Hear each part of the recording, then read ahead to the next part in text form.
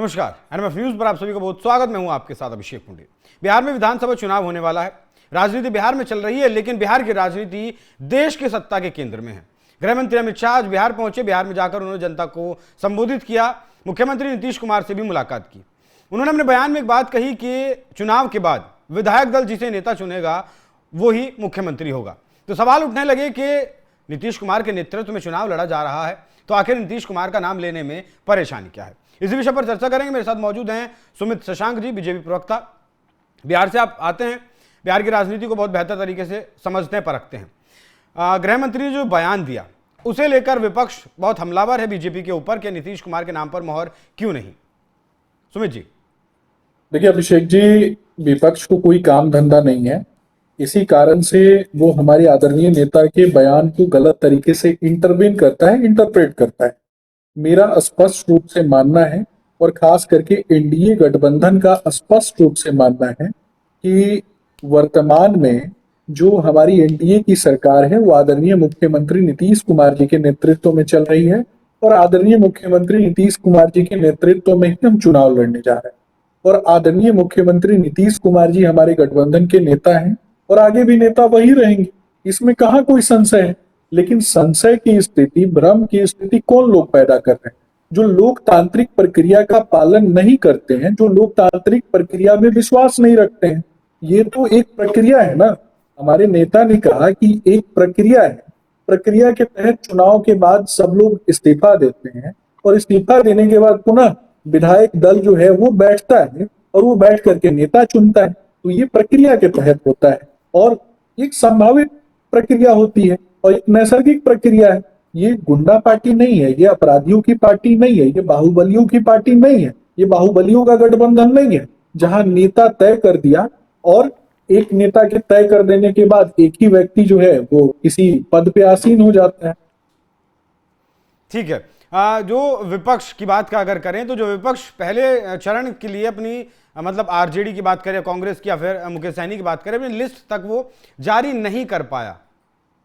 ऐसा क्या चल रहा है विपक्ष में, महागठबंधन में? देखिए, ये तो महागठबंधन के लोगों से पूछना चाहिए। महागठबंधन के लोग बताएंगे कि सर, तभी तो मुझे तो पूरी जानकारी है, मुझे तो पूरी जानकारी है कि कान पकड़ के उठक बैठक किससे कौन करवा रहा है, वो भी पूरी जानकारी है। कांग्रेस पार्टी के संदर्भ में अगर बात किया जाएगा तो कांग्रेस बड़ी ही घाघ पार्टी है और उसने अपने सहयोगियों को साथ रख के निपटाना सीखा है और किस तरीके से सहयोगियों को निपटाया है वो बिहार के इस चुनाव में स्पष्ट रूप से दिखाई दे रहा है। लालू जी जब तक ताकतवर थे उन्होंने कांग्रेस पार्टी में अपना एक नेता फिट करके रखा था, एक प्रकोष्ठ बना के रखा हुआ और प्रकोष्ठ इस तरीके से बना के रखा था कि प्रदेश अध्यक्ष भी उनकी मर्जी का होता था और उसमें अगर कोई नेता बनता था, प्रवक्ता बनता था, अधिकारी बनता था, वो भी तो लालू जी की मर्जी का होता था।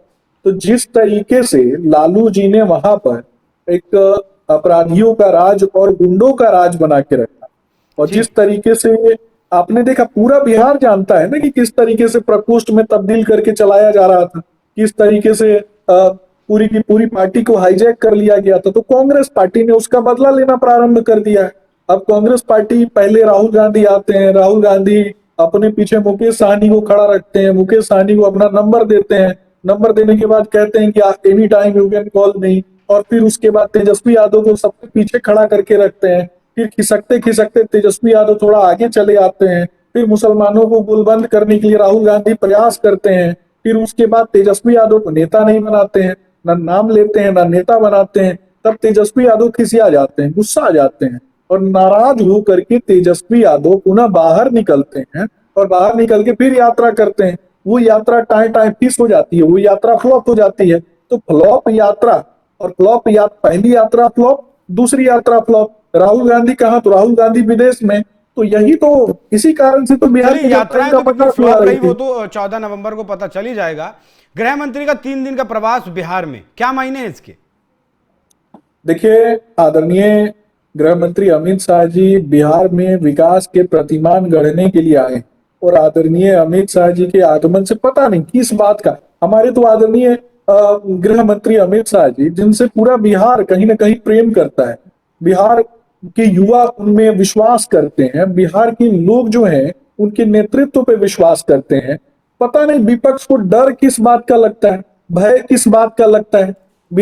बिहार में एक तरीके से सबसे बड़ी बात है कि ये क्यों डरे हुए लोग हैं, ये भी तो बताना पड़ेगा ना कि राहुल गांधी को किससे डर लगता है, तेजस्वी यादव को किससे डर लगता है, मुकेश सहनी को किससे डर लगता है। और आपने देखा भी मुकेश सहनी को जो सीट दिए जा रहे थे उसमें अभी तक लतम जुता किस तरीके से चल रहा है इन लोगों के बीच में, उस पर भी इनको बता देना चाहिए। यहां तक कि इनको अपने ही नेताओं पे भरोसा नहीं है, मुकेश सहनी पर भी भरोसा नहीं है कि कब ये पाला बदल लेंगे, कब भाग जाएंगे, तो इस कारण से सीट भी कम दिया जा रहा है। तो ये तो इनको बताना चाहिए, जिनको एक दूसरे पर भरोसा ही नहीं, नीतीश कुमार को सीट उनको कम कम दिया से जा कम रहा है बताना चाहिए। या कांग्रेस पार्टी को? क्या जी? सीट किसे कम दिया जा रहा है?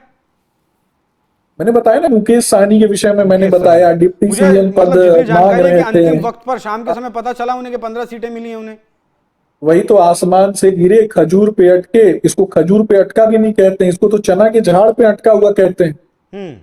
माइक्रो मैनेजमेंट काम कर रहा है बिहार में भी, आरएसएस प्लस बीजेपी वाला। देखिए अभिषेक जी, बड़ा ही अच्छा प्रश्न आपने किया है। राष्ट्रवाद का माइक्रो मैनेजमेंट हमेशा काम करता है, राष्ट्रवाद का, ना संगठन का ना व्यक्ति का, राष्ट्रवाद का माइक्रो मैनेजमेंट काम करता है। जहां अंतिम पायदान पे बैठे हुए व्यक्ति की आंखों के सपनों को सशक्त करने के लिए हम काम करते हैं, जब हम अंतिम पायदान पे बैठे हुए व्यक्ति के लिए काम करते हैं, उनके लिए लड़ते हैं, उनको आगे बढ़ाने का काम करते हैं, राष्ट्र नीति पर बात करते हैं, देश को कहीं ना कहीं बाहरी लोगों से सुरक्षित रखने की बात करते हैं, और बिहार के संसाधनों को बचाए रखने की बात करते हैं, लुटेरों से, अपराधियों से, बाहुबलियों से, गुंडों से, चारा घोटाला करने वालों से, तो मुझे लगता है कि बिहार की जनता तो हमारे साथ रहेगी। ठीक है सर, देखते हैं वो भी वो पहले चरण के मतदान के बाद क्या कुछ रुझान आते हैं और 14 तारीख में क्या कुछ नतीजे आते हैं। जुड़ने के लिए आपका बहुत बहुत आभार, आपने बिजी शेड्यूल में आपने हमें वक्त दिया।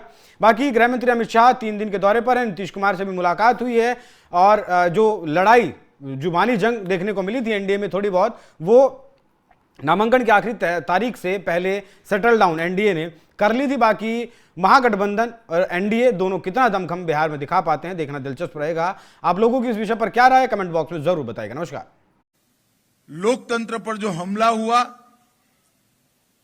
इसके खिलाफ लड़ाई का नेतृत्व बिहार ने किया था। वो बिहार अचानक ही ऐसा क्या हो गया कि एक बीमारू राज्य के रूप में, एक पिछड़े राज्य के रूप में देश भर में, दुनिया भर में जाना गया। आज भी जो लोग विद्यार्थियों की बुद्धिमत्ता का आकलन का काम करते हैं, वो सभी एक विषय पर एकमत है कि बिहारी युवाओं की बुद्धिमत्ता समग्र भारत में नहीं, समग्र विश्व में श्रेष्ठतम है।